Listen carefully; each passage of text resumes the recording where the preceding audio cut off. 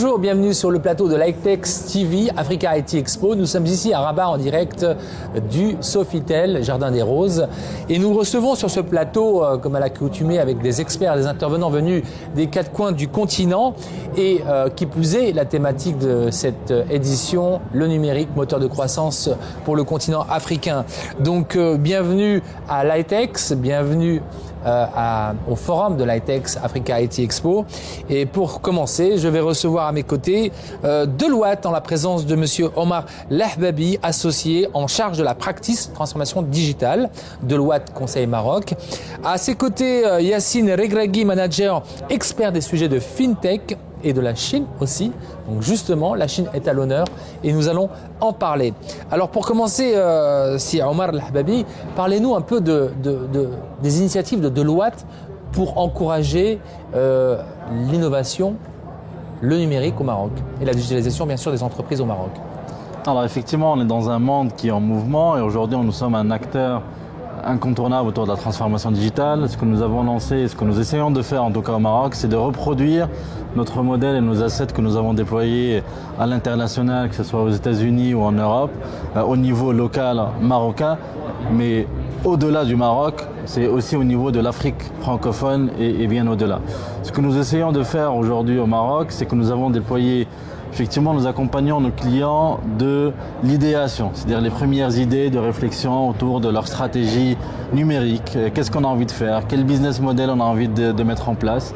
Et derrière, qui va être à la fois, on a deux modèles, soit orienté service client, soit orienté aussi vers l'amélioration de l'expérience employée. Parce que quand on parle effectivement d'une transformation digitale, il faut avoir un regard 360, externe et interne. Et c'est dans ce sens-là où on accompagne à travers des modèles que nous mettons en place. On en a parlé précédemment autour d'un laboratoire d'innovation que nous appelons la Greenhouse, que nous mettons à disposition de nos clients, qui est un concept relativement nouveau, et que nous avons déployé aussi au Maroc et qui est un lab d'idéation à travers des experts que nous faisons arriver à l'international avec nos clients pour réfléchir sur leur modèle de demain, sur quelle est la trajectoire qu'ils veulent arriver sur le digital et qu'est-ce que le digital est pour eux. Est-ce que c'est un levier de croissance, est-ce que c'est un levier de communication et ou est-ce que c'est vraiment un modèle dans lequel ils voudraient s'inscrire sur le long terme. Et on accompagne jusqu'à derrière la mise en œuvre. C'est-à-dire qu'on ne reste pas au niveau uniquement stratégique, c'est derrière on accompagne la mise en œuvre à travers des sujets autour de la réorganisation. Parce que quand on parle de transformation digitale, ça englobe beaucoup de choses. Et la partie technologique ou outillage n'est qu'un moyen, n'est pas une fin en soi, mais il faudra réfléchir autour de l'organisation et c'est ce que nous essayons de faire auprès de nos clients ici au Maroc. Alors justement, vous l'avez dit, sur le corporate, les grands groupes tirent un peu cette transformation digitale de l'avant. On le voit avec les banques notamment et on a un domaine qui est en train d'émerger, la FinTech, qui est aujourd'hui dans la bouche de tous les experts et notamment sur l'ITEX. Et vous êtes intervenu ce matin, Yassine Regragui, donc expert des sujets FinTech et aussi de la Chine, pour en parler, de l'émergence des solutions et des startups dans la FinTech. Grosso modo, quel climat aujourd'hui peut-on dire par rapport à cet univers? Est-ce qu'on est encore aux prémices? Est-ce qu'on est avancé? Est-ce que la FinTech aujourd'hui est un vrai sujet pour le Maroc et pour le continent africain? Alors, je pense qu'aujourd'hui, on peut parler de fin des FinTech et le début d'une nouvelle ère qui s'appelle l'ère des TechFin. Pourquoi les TechFin et qu'est-ce que les TechFin? Les TechFin sont nés des GAFA aux États-Unis, donc Google, Amazon, Facebook, Apple, et en Chine, Baidu, Alibaba, Tencent et Xiaomi, qui eux offrent des solutions de paiement très innovantes, qui sont technologiques et à côté offrent tout un écosystème financier. Donc en fait, cette nouvelle ère essaie de changer la donne de tout l'écosystème des paiements et plus spécifiquement des FinTech dont on parlait précédemment. Et en fait, on voit qu'en Europe, il y a des centaines et des centaines de FinTech qui sont nées, mais aujourd'hui, elles n'arrivent pas à trouver une offre très différenciante et qui arrive à concurrencer les acteurs américains et chinois. Donc je pense que c'est une aubaine pour pour le marché africain, parce qu'aujourd'hui on voit que les Chinois veulent développer leur solution en Afrique. On le voit parce qu'ils essaient de suivre les touristes chinois, les 150 millions de touristes chinois qui voyagent dans le monde et qui forcément vont passer par le Maroc et vont vouloir utiliser les moyens de paiement qu'ils utilisent en Chine. Il faut savoir que les deux moyens de paiement les plus utilisés en Chine sont les applications Alipay qui est développée par Alibaba et WeChat Pay qui est développée par son concurrent Tencent.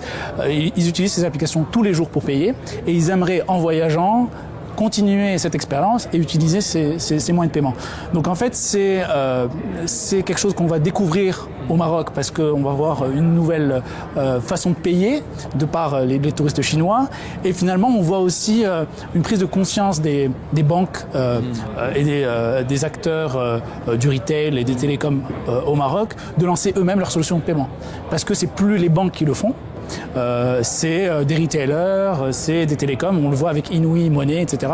Donc en fait, je pense qu'il y a du chemin et je pense qu'on est un peu comme la Chine il y a quelques années parce qu'on n'est pas passé par la vague carte bancaire comme la Chine et que moi en 6 ans de vie en Chine, j'ai pas eu besoin de sortir mon cash ou ma carte et que tout passait avec le téléphone. Alors Yacine, moi j'aimerais parler avec vous aujourd'hui. On a vu que l'Afrique avait cette capacité de démarrer from scratch et à page blanche en créant des solutions de mobile payment. Aujourd'hui, est-ce qu'on est dans une phase où on aurait la capacité de dupliquer ce qu'on a pu voir au Kenya ou dans certaines zones, déjà sur nos pays, je parle sur le continent africain, et que ces solutions de FinTech puissent être utilisées sur la scène internationale? Alors, je pense que dupliquer n'est pas une solution. Pourquoi ? Parce que la solution qui a été déployée au Kenya, c'est une solution pour les Kenyans. C'est pas une solution pour l'Afrique. Parce que chaque pays est différent, chaque pays a ses usages, a sa culture, etc. Donc en fait, c'est un peu comme Alipay et WeChat Pay, ils ont développé leurs applications parce qu'ils sont adaptés au marché chinois et que l'application Alipay ne serait pas utilisée en Afrique ou en Europe ou aux États-Unis comme elle l'est en Chine. Donc en fait, la réflexion de lancer une application marocaine serait un bon départ et ensuite réfléchir à comment créer des partenariats avec des wallets ou des solutions de paiement africaines pour pouvoir en faire une qui pourrait agréger tous ces services. C'est ce que fait par exemple Orange sur l'Afrique subsaharienne. Exactement. Orange Money. Exactement, Orange Money est un exemple de réussite de déploiement de solutions françaises en Afrique. Mais l'idée, c'est vraiment d'avoir une solution africaine parce qu'on voit les géants chinois, les géants américains qui le font. Pourquoi pas avoir, un peu comme la Chine a fait il y a quelques années, d'avoir leur propre solution de paiement. Alors, chez Deloitte, bien sûr, vous accompagnez les entreprises innovantes et celles qui réussissent aujourd'hui, c'est les entreprises qui innovent et qui disruptent. Aujourd'hui, est-ce que vous avez des exemples à partager avec nous, avec l'audience, sur des entreprises qui ont réussi, qui ont disrupté, que ce soit en Afrique, et qui aujourd'hui ont passé un cap très important par rapport à celles qui existaient depuis de nombreuses années et qui n'ont pas encore passé ce cap de la transformation digitale? Je pense qu'Orange est un exemple, mais ce n'est pas un exemple africo-africain. C'est plus un exemple Parlons du Made français. in Africa ou Made in Morocco peut-être. Je pense que Inouï pourrait être un bon exemple de départ parce que premièrement, ils ont une couverture télécom qui est assez importante, un certain nombre de clients qui est déjà présent, qui utilisent les services d'Inouï. Inouï se diversifie parce qu'ils ont compris que le paiement finalement c'était le début d'une expérience client et c'est pas la fin d'une expérience client et qu'ils offrent finalement un wallet qui inclut un certain nombre de services autour du paiement. Donc je peux payer mes factures, je peux payer chez le marchand, je peux faire un grand nombre de choses uniquement avec une seule application. Donc je pense que c'est un exemple de réussite. On attend encore de voir comment ça sera par la suite, comment justement ils vont arriver avec des services innovants qui offrent quelque chose de différent pour tous les Marocains. Parce que finalement l'objectif c'est d'avoir tous les Marocains qui utilisent cette solution. Et d'ailleurs, vous prenez en compte cette logique culturelle, parce que cette intégration culturelle, quand on voit, j'en parlais récemment avec un opérateur, le concept des recharges de téléphone, c'est fait à travers nos épiciers. Nos épiciers, ces petites recharges rapides, et c'est par nos épiciers que les solutions ont été proposées. Donc vous êtes... alors merci Deloitte d'avoir pris le temps de nous donner cette interview. Merci. Et puis voilà, profitez pleinement de cet AECTEX. Et puis pour les études, on attend avec impatience